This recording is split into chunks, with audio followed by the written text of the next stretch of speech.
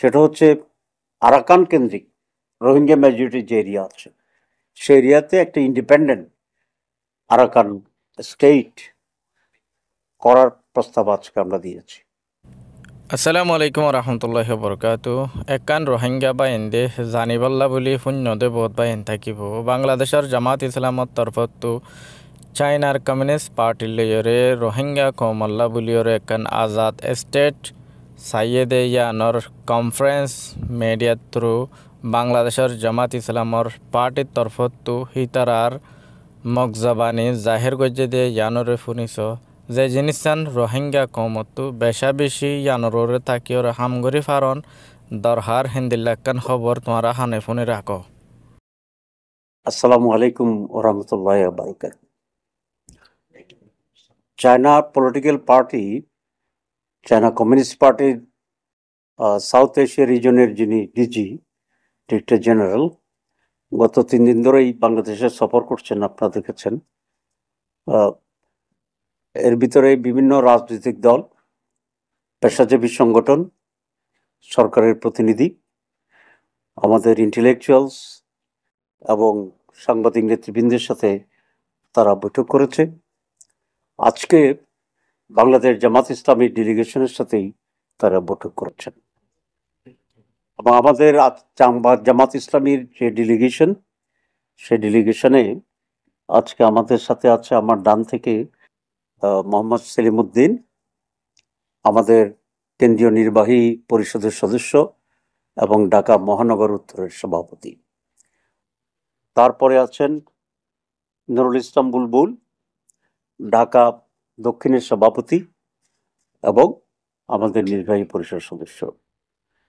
একদম আমার ডানে আছেন রফিকুল ইসলাম খান, উনি জামাত ইসলামের অ্যাসিস্ট্যান্ট সেক্রেটারি জেনারেল। আমার বায়ে মতিউর রহমান আকান,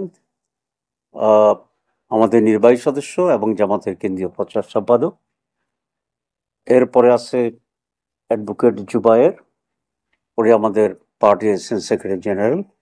আপনারা সবাই চিনেন, তারপরেও ফর্মালি আপনাদের সামনে পরিচয় করে দিয়েছি। আমাদের সাথে বেশ খোলামেলা আলোচনা হয়েছে, কিন্তু আজকের যে মিটিংটা সেটা হচ্ছে পার্টি টু পার্টি মিটিং। এবং China is emerging force in the world as well as আমাদের রিজনে। এখানকার ইকোনমি এবং পলিটিক্সে, ইন্টারন্যাশনাল রিলেশনশিপে চায়নার ভূমিকা অত্যন্ত গুরুত্বপূর্ণ।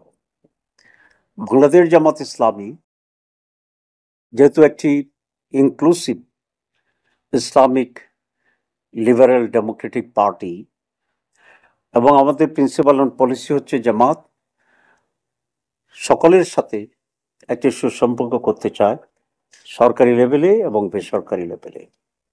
সেই হিসাবে আজকে আমরা অত্যন্ত আনন্দের সাথে চায়নার কমিউনিস্ট পার্টির প্রতিনিধির সাথে আমরা এখানে মিট করেছি, অনেক খোলামেলা আলোচনা করেছি এবং কতিপয় বিষয় বাংলাদেশের সাথে যে ইন্টারেস্টেড আছে সেগুলো আমরা বলেছি। আমরা প্রথমেই আমাদের চিফ অ্যাডভাইজারকে তারা দাওয়াত দিয়েছে, যে সম্মান দিয়েছে এবং কতিপয় চুক্তি করেছে এবং আশ্বাস দিয়েছে, সেই জন্য ওদেরকে আমরা ধন্যবাদ জানিয়েছি। আপনারা জানেন যে China communist party and government বলতে গেলে একই সত্তা, নানা পরিসরে আসছে।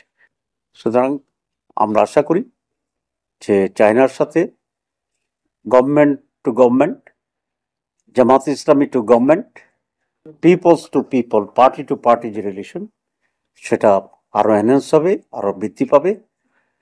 তারা তাদের ইন্টারন্যাশনাল কনফারেন্সে জামাত ইসলামীকে যে পার্টি দাওয়াত দেওয়ার জন্য তারা আগ্রহ প্রকাশ করেছে এবং আমরা বলেছি আমরা রেসিপ্রোকালি জামাতের পক্ষ থেকেও চায়না কমিউনিস্ট পার্টির একটি প্রতিনিধিকে বাংলাদেশ সফরের জন্য আমরা আমন্ত্রণ জানাবো, সে কথা আমরা বলেছি। আমরা এটাকে হোস্ট করব। মৌলিকভাবে কয়েকটি বিষয় আলোচনা হয়েছে এবং বাংলাদেশ জামাত ইসলামের জন্য আমি মনে করি যে ইটস অ্যান অপরচুনিটি, কারণ এর আগে আমাদের সাথে চায়না কমিউনিস্ট পার্টির বা গভর্নমেন্টের খুব বেশি ইন্টারাকশন ছিল না, কিন্তু এটি এখন অনেক ব্যাপকভাবে ইন্টারাকশন হচ্ছে এবং অনেক দ্রুততার সাথে রিলেশন ইনক্রিজ করছে। আমরা আরেকটি গুরুত্বপূর্ণ বিষয়ে কথা বলেছি, সেটা হচ্ছে রোহিঙ্গা ইস্যু।